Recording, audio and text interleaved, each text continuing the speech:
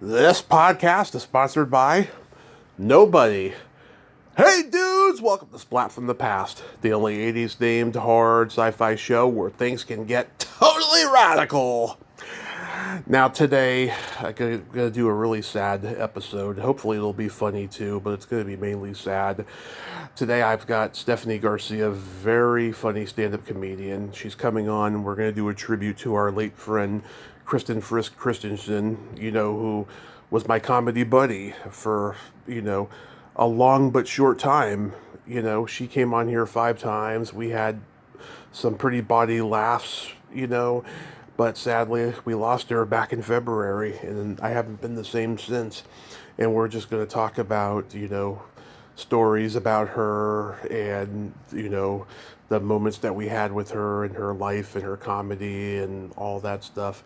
And it's going to be a nice little somber tribute, but hopefully it'll be funny. You guys will get to laugh, of course, because we're both comics, or I was a comic, but I still have my comic instinct, and that's all there is to it. It's just going to be a tribute to the late, great Kristen Frisk Christensen.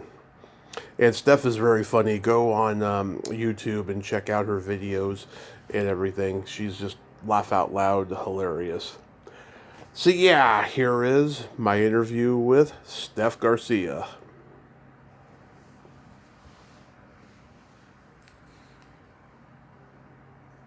Hello. Hey Steph, welcome to the show. How are you today? Hi, how are you? I'm doing pretty well. I'm doing good. How are you doing? Under the circumstances, pretty good overall, but I tell you, I can't thank you enough for coming on because, even though that, Kristen was only a short window of my life, she impacted me greatly, and I thank you for being a wonderful friend to her by preserving her memory this way.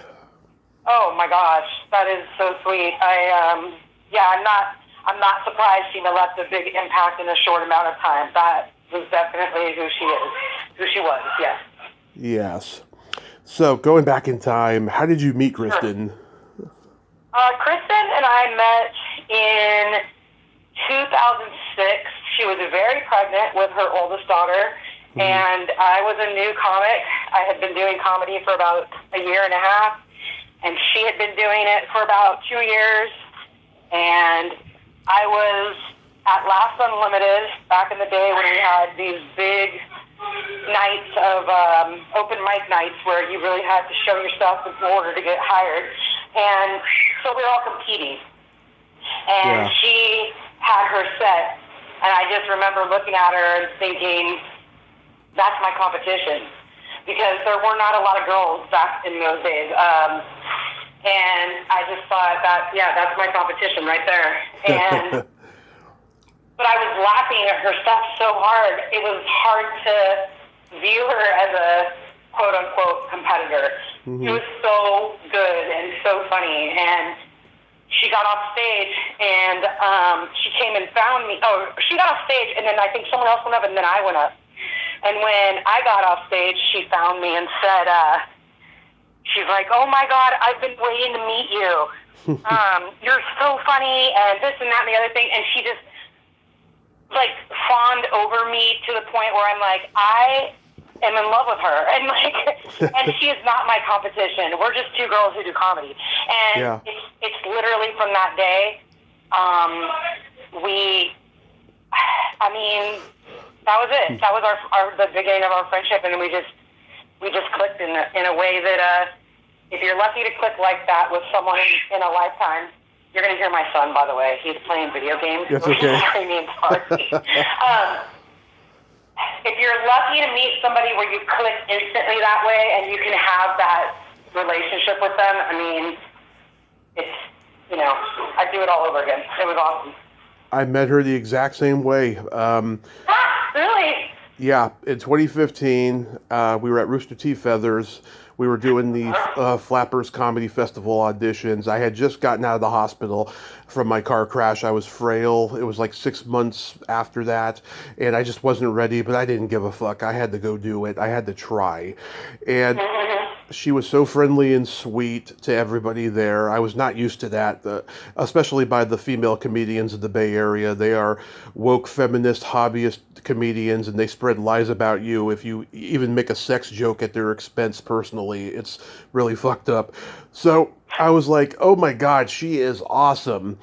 So I killed, but I didn't get into the festival. She did, and my friends Tina Allen Gallo and Jeff Applebaum did as well. And afterwards, she told me how funny I was, and it was a pleasure meeting me.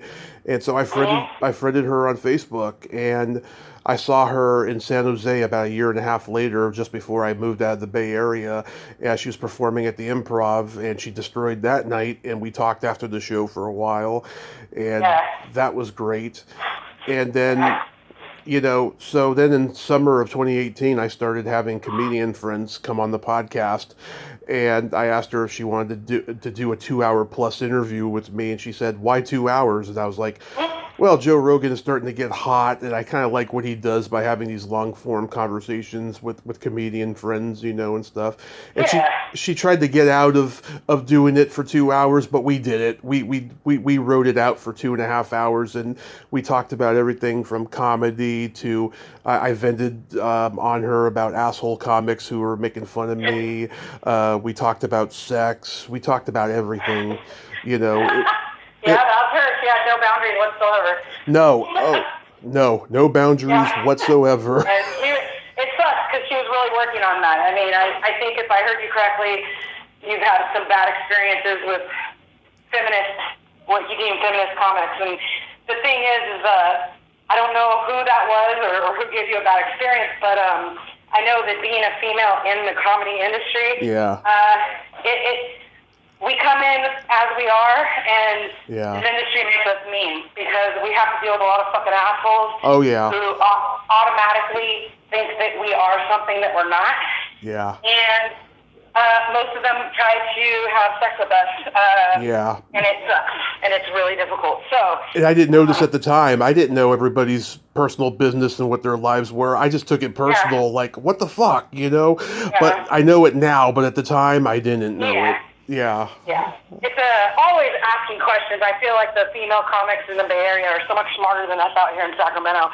They are very woke, and they are very intelligent. And high educated. I have nothing but respect for a lot of those women out there.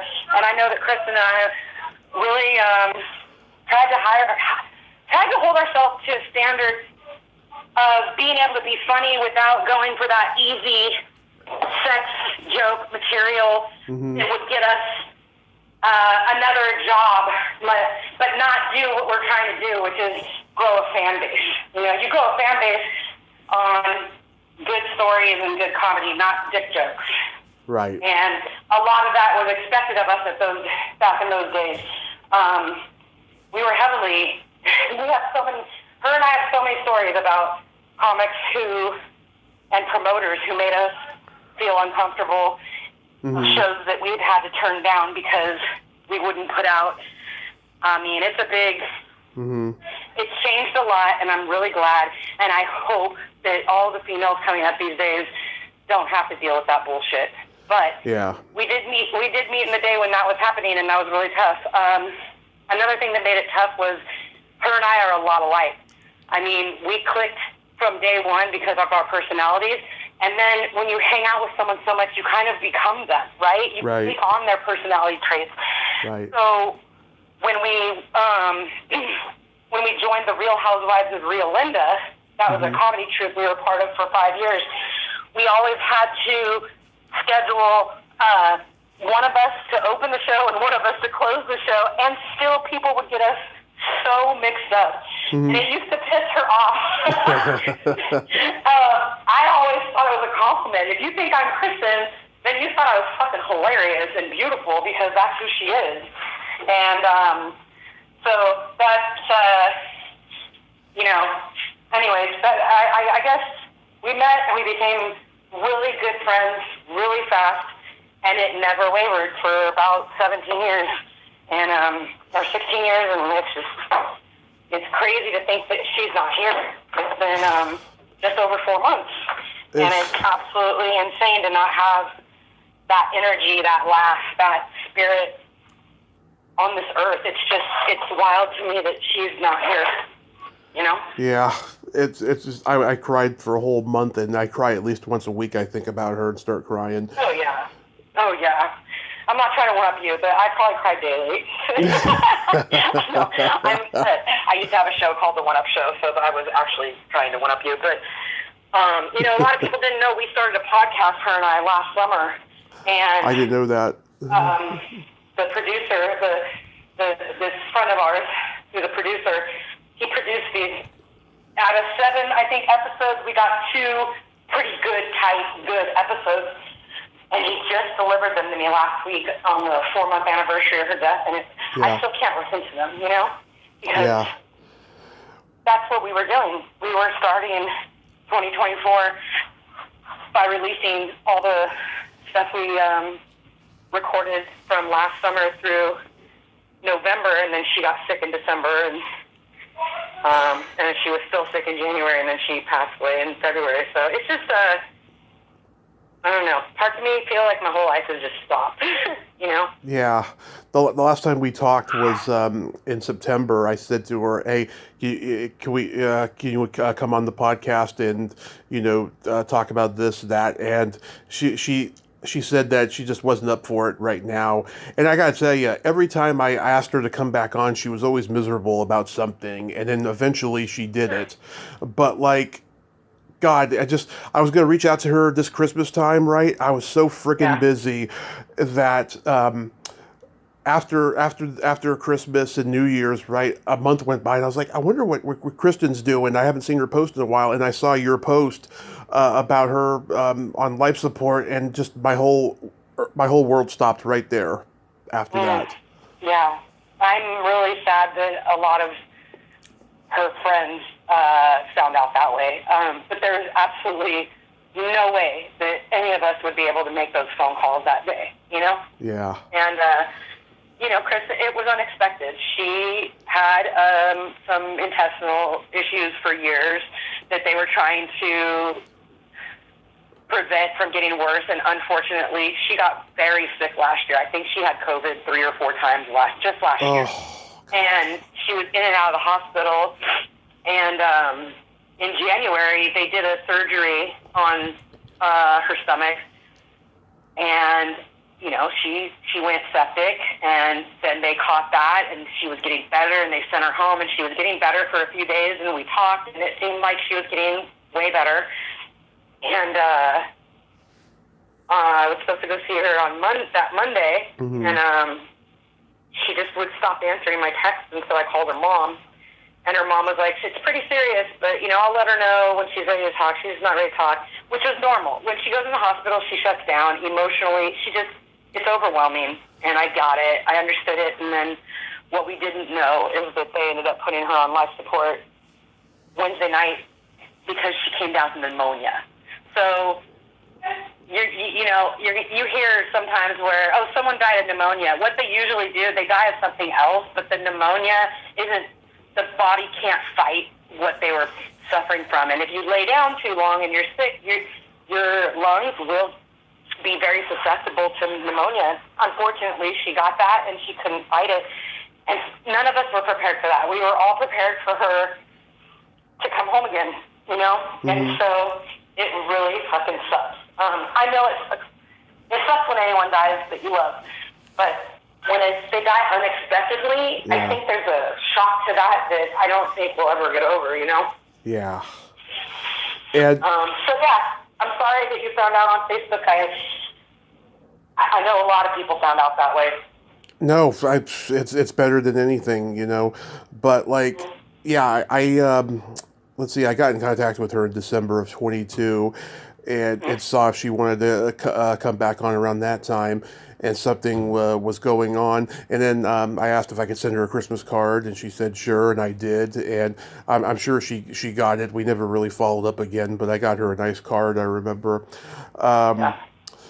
But yeah, God, it just, everything stopped because it's made me really think about my own life. You know, this podcast has been my life for the last 7 years, and I'm at the point now where I want to fucking do shit because I'm 41 now, and just life is too fucking short. Yeah, you just don't know. You're so right, and it sounds cliche to say that this put it all into perspective and really change the way we think about things, but it really does. Yeah. And until you experience it, you just don't get it. And I did not understand it until she died. I've never lost anyone close to me before. I've lost people I considered friendly or acquaintances. I've lost older family members who it was their turn, but I've never lost anyone in a way like this. So fast and so cruel. It's just not fair. She had so much to live for, and she had kids and God, everything. I see them every week. Good. I would say getting, to know her kids on a deeper level has been a real gift. The week he died on a Monday, and that Thursday or Friday, one of the girls had a dance competition in San Francisco, and I just was like, I have to take them. Like, I don't know. Something came over me, and it was so weird because I had all these plans that weekend with 3 of my girlfriends in San Jose, and all 3 of their children came down with a different illness. Oh. But it wasn't related. Like, they all live in different cities. We usually get together in one city that's, like, somewhere in the middle. And so my plans fell through at the same time. Savannah, Kristen's youngest, was like, I have this competition. And so I took the oldest, her teenager, Faith, and her friend, and we just went and spent the weekend in San Francisco, and it was so fucking hard, and, like, there's no other place I would want to be. Some magical shit happens that, yeah. If you don't, of course, I'm always looking for signs of Kristen, but, like, do you remember when she came up with she sang the song, the Adele song, that "Hello, it's me," and you know that bit? Todd Rundgren, yeah. Yeah, she sings to her vagina, saying she misses seeing it, and it brings the house down. It's so fucking funny. And that song is pretty old, right? That song's about 10 years. I don't know. I'd say 10, close to 10 years old, 8 years old. And I wasn't supposed to be in that Bay Area at that dance recital. Like, it was all came together in such a way where it was like orchestrated by her. Like, I need my kids to be around you this weekend. Or, it was just, it felt right. And I took them to a restaurant in Half Moon Bay that, it's called, oh my gosh, it's called Brewing Company. Anyways, I'll think of it in a minute. But anyways, it's like out in Pacifica. And usually, it's a Saturday night. I'm like, there's no fucking way we're getting a table. It's on the beach, literally on a cliff over the beach. I said, there's no way. And it's a haunted hotel, so I thought that was kind of cool to show them. And we go in, and we immediately get seated. And I go up to the bar, because that's where you order the drinks. And their ATM machine is down, so they're like taking a little bit of time. And so her daughter and I were standing there, her 15-year-old and I were standing there at the bar waiting to order our food and drinks. And there was a lady sitting at the bar, and I looked at her, and it just reminded me of Kristen just because she had the same body type. She was blonde. Yeah. And for a second, I just was like, ouch. And then another girl came in and sat next to this girl and started singing that song. We looked at each other, and Faith like, did I just hear that? And I was like, yeah, that's your mom. Like, think of all the places I could have taken you for dinner, all the Saturday nights that there's no way we would be able to get in. I literally thought we'd have to get our food to go, and I was prepared for that. Of all the places, of all the songs, of all the times for this girl to meet, like, it was just, it was beautiful, and I still look for those signs, and I'm mad because I don't get them often, and, but that was really fucking awesome, and I miss my friends.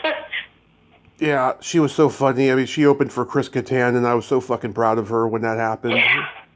That was like one of her highlights of her life. of her Yeah. comedy career. That was like, yeah. You know us. Saturday Night Live. Chris Kattan, it doesn't get better than that. No. And she told me she pretended to be the niece of Kathleen Madigan to get into a comedy club. Yeah. Oh my God. Yep. Yeah. She's not. I forgot about that. Oh my God. Yes. She has balls where I would never have the balls to go up there and lie because I'd get too much in my head and be like, they're going to ask all these questions. She was like, no, let's go. Let's fucking do this. Let's do this. And it was so funny because that wasn't scary to her, but confronting someone that she had an argument with or a problem with, she couldn't do that. And that's where I shine. I don't give a fuck. I need to get through it, and you piss me off, we're going to talk. Mm-hmm. And so I think maybe we balance each other out in that area. Yeah. Like I said, I mean, we had no boundaries. We could talk and joke about anything, no matter how dark or gross it was. And I felt so comfortable sharing my life with her and being myself. We were empaths with a sociopathic sense of humor, I say. Absolutely.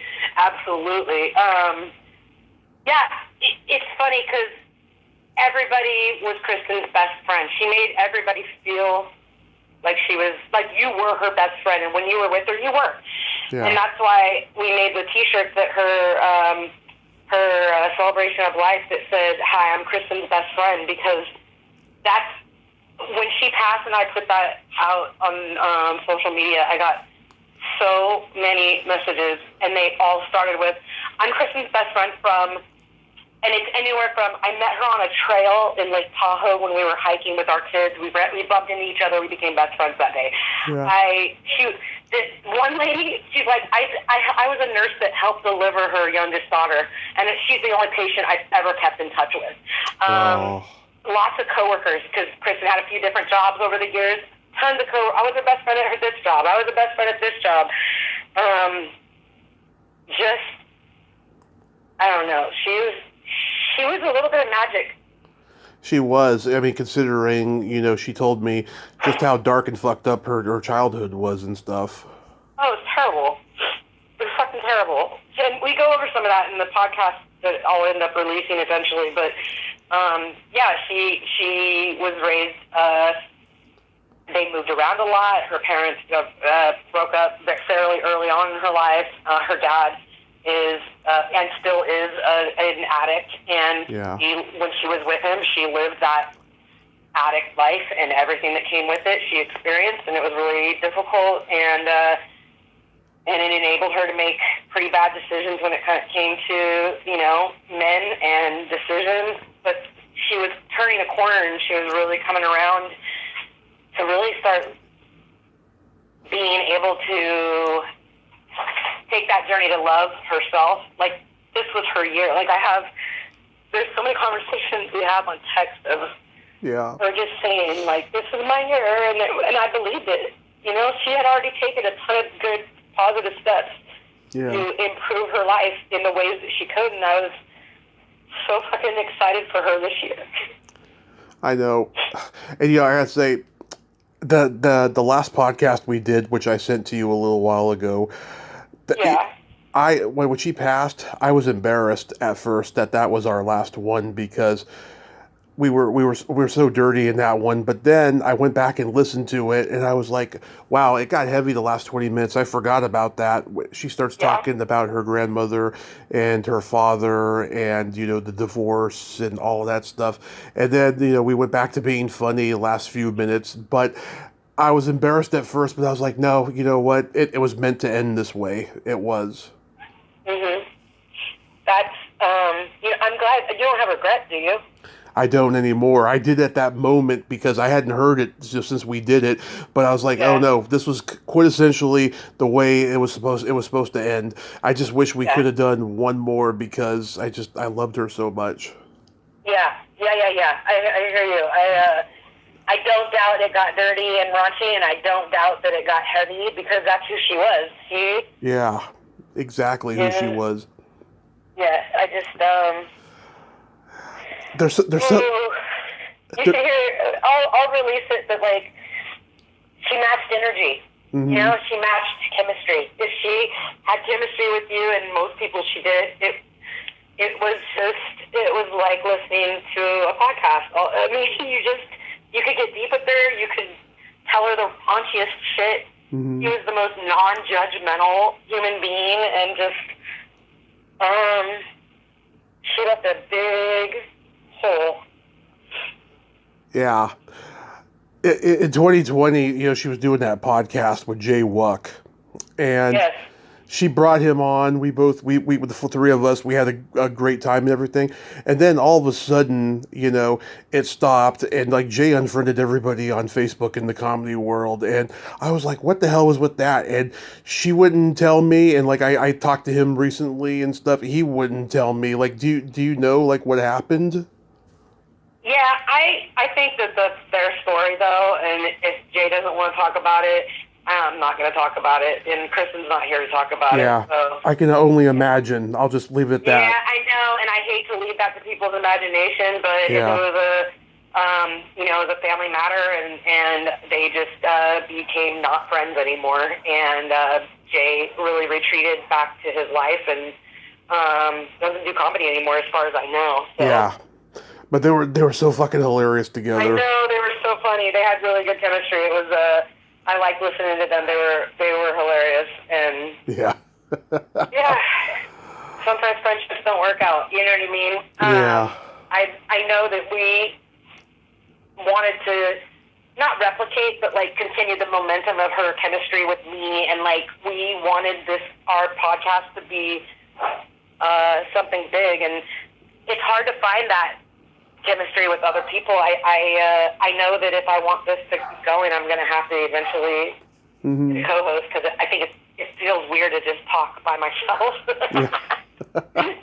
So I don't know. Well, if you do podcast alone or with somebody, you know, you could always invite me to come on. I'd be happy to talk.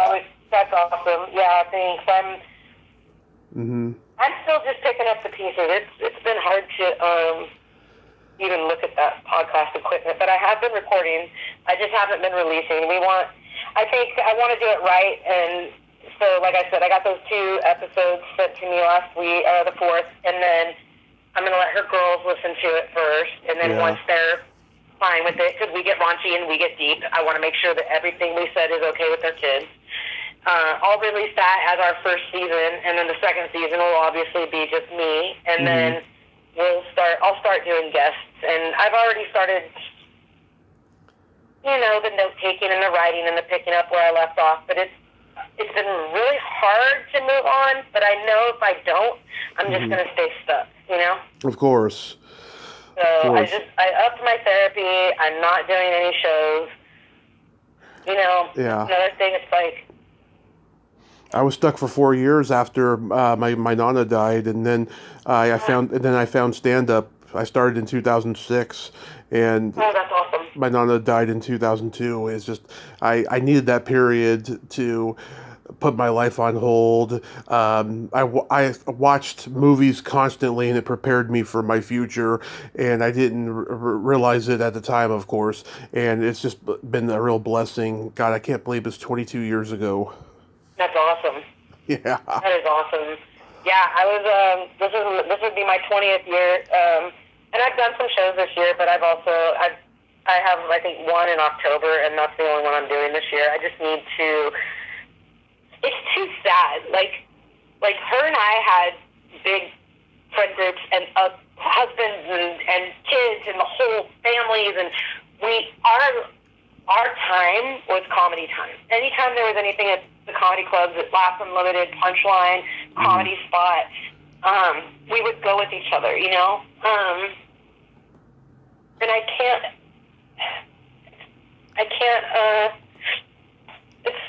it's so not the same. I tried, but we live really close to each other, and I pass her house, and it's just like, it doesn't feel right not picking her up. But, I can't do it right now. The shows I've done this year already, I'm not proud of. I she's a big part of she's my comedy wife, you know? Yeah. She's a big part of my comedy life, and I can't, I don't want to do it if she's not here. And I know that I'm just grieving, but I just need to not do it right now, you know? Yeah. I totally get it. Ugh. So you started 20 years ago. Like, where did you start?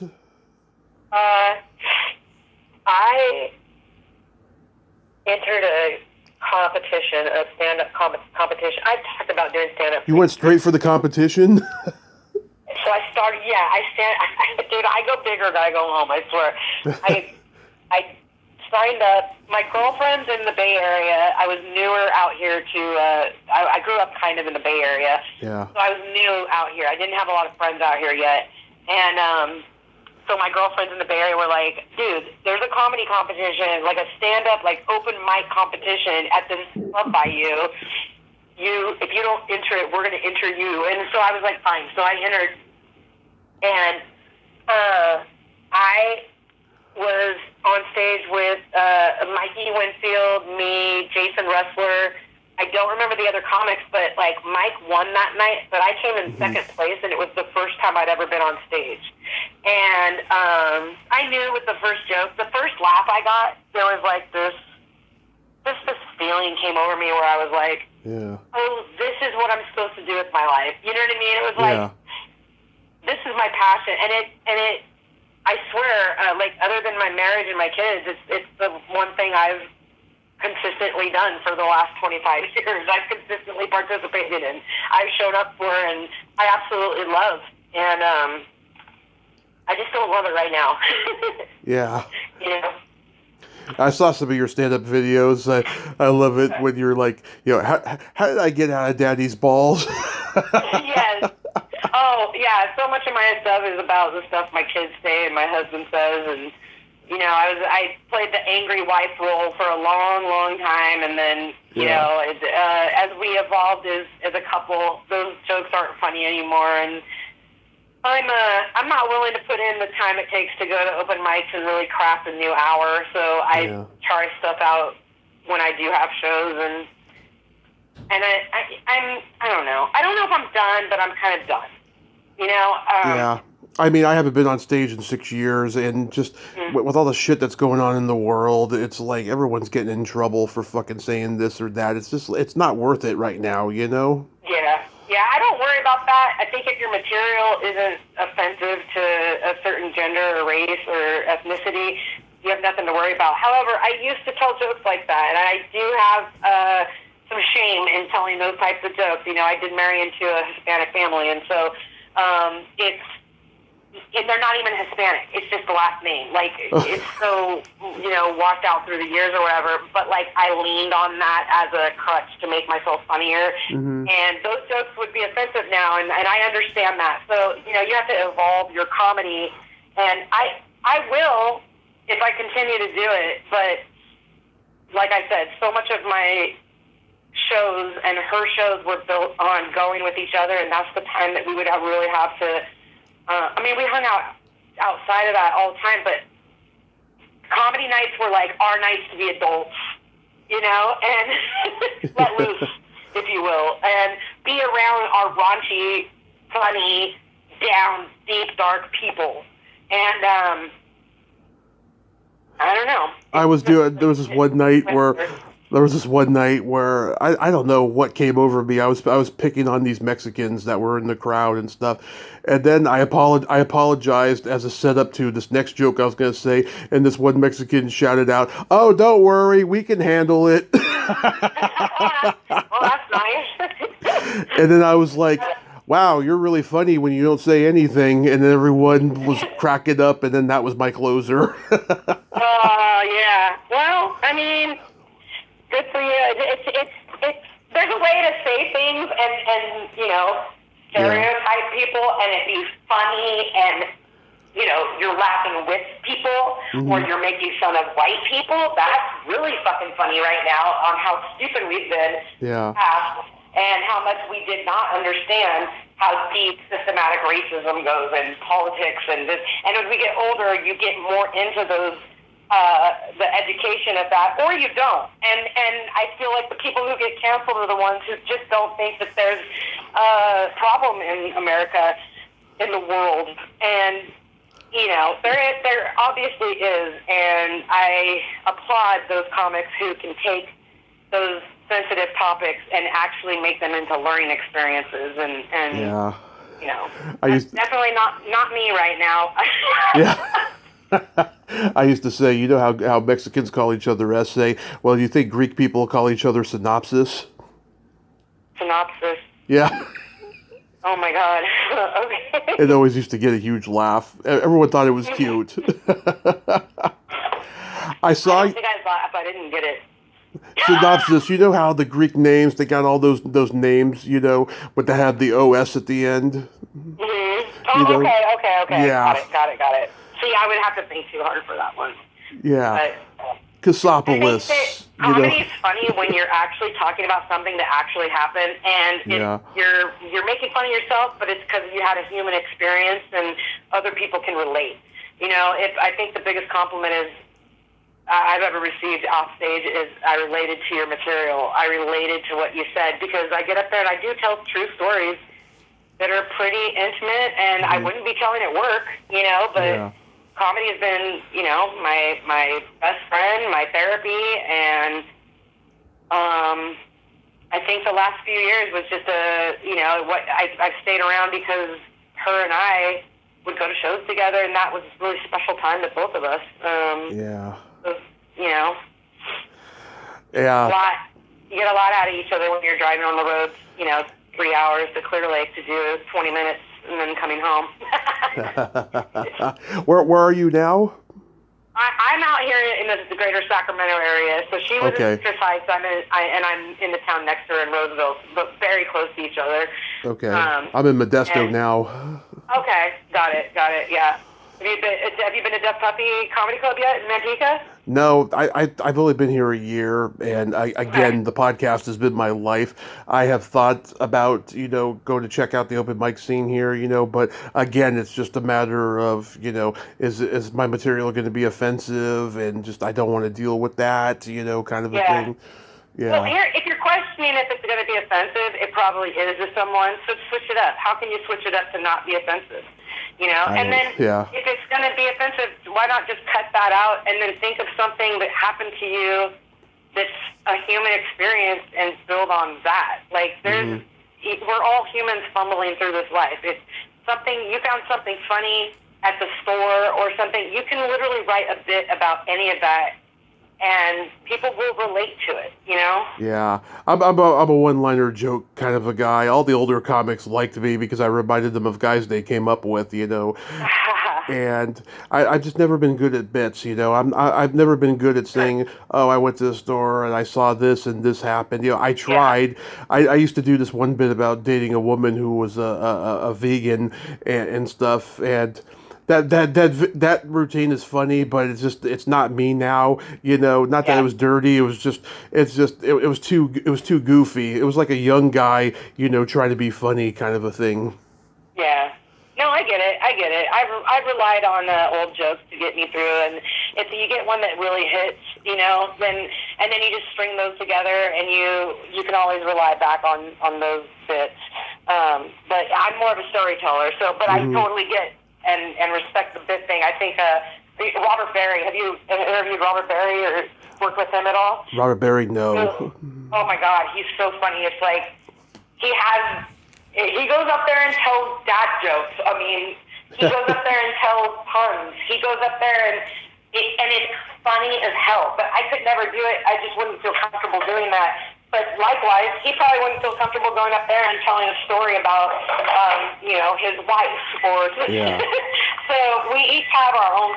There's enough space for all of us out here. There really is. There's a guy, I can't for the life of me remember his name. He's an American, and he's really popular in England, and he's a punster, and oh my God, he is just so funny. You know, he says things like, you know, people think I'm vengeful. Well, we'll just see about that. Or, Yes. like, everyone says I'm a plagiarist. Their words, not mine. Yes, I love that shit. And the thing is that I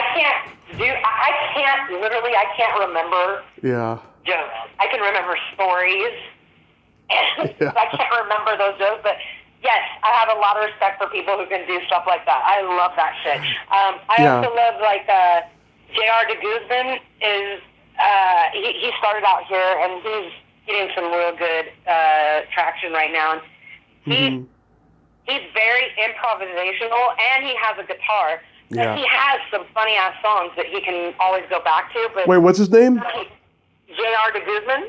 Oh, okay, because I know a guy, Phil Johnson, who does that.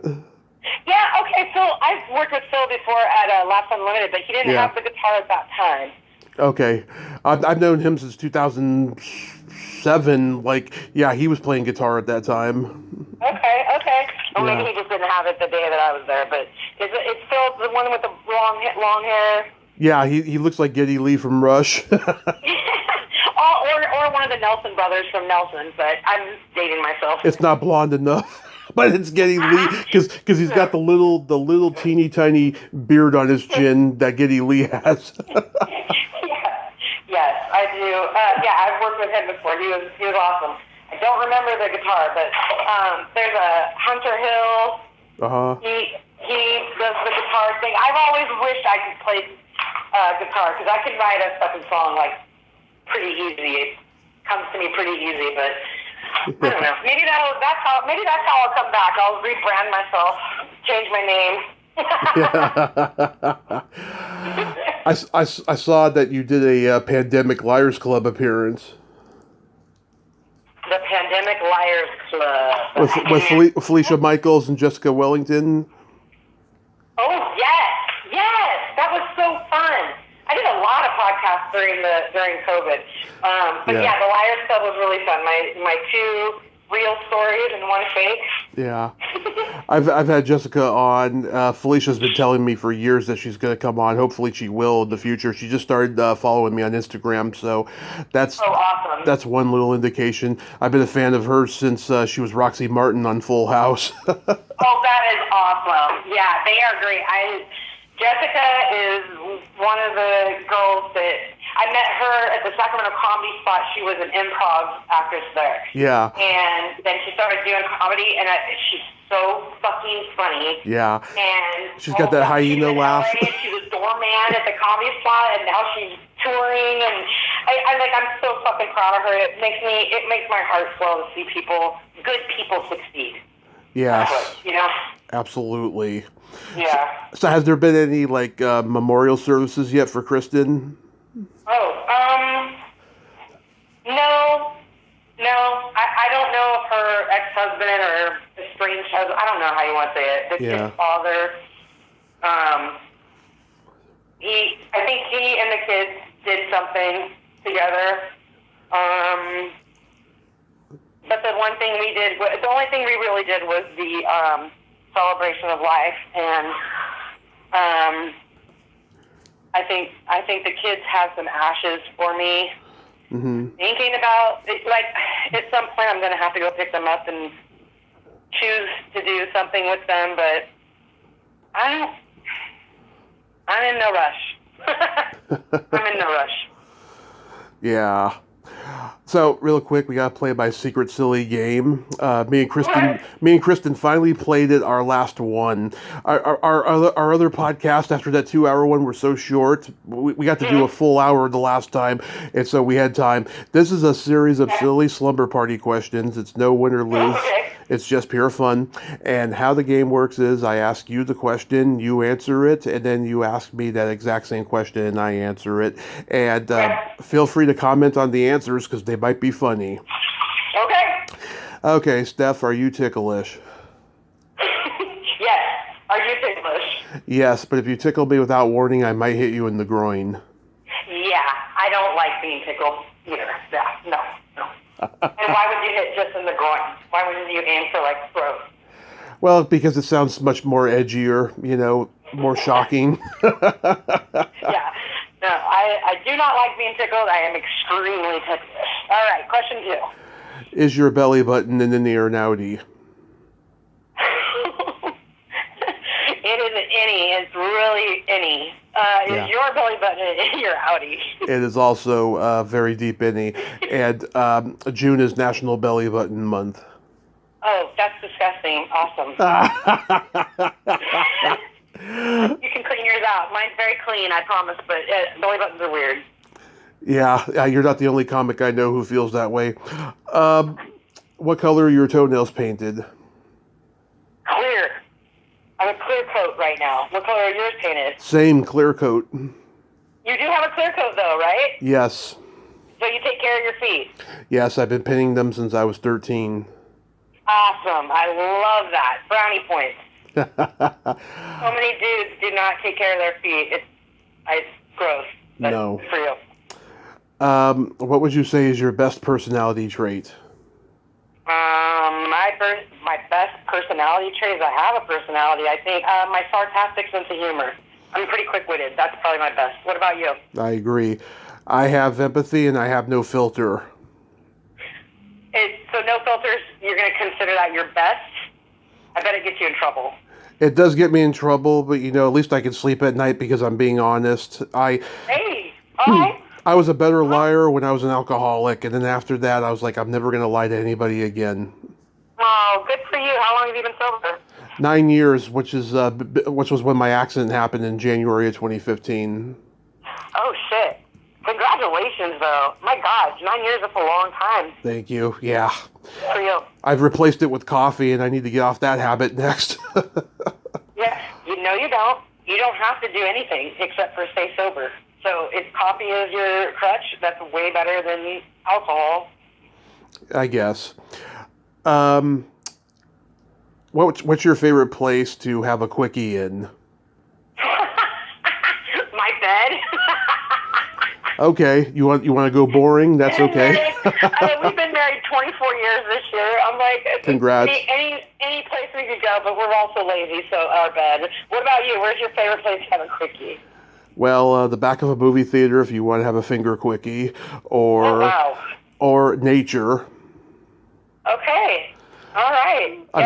Nope. I'm old and boring, so yeah, bed. I've told the story a million times, but one time I'm having sex in nature, and I shit you not, a deer walked past us. Just took one look at us, and then started walking again. And I hope that deer is still alive. They get back, they're like, "You guys will never believe what I just saw." Yeah. Exiled because they didn't. I don't want to be liable for animal cruelty if it's dead. Oh my God. Next. If you could have anything named after you, what would it be? Anything named after me, what would it be?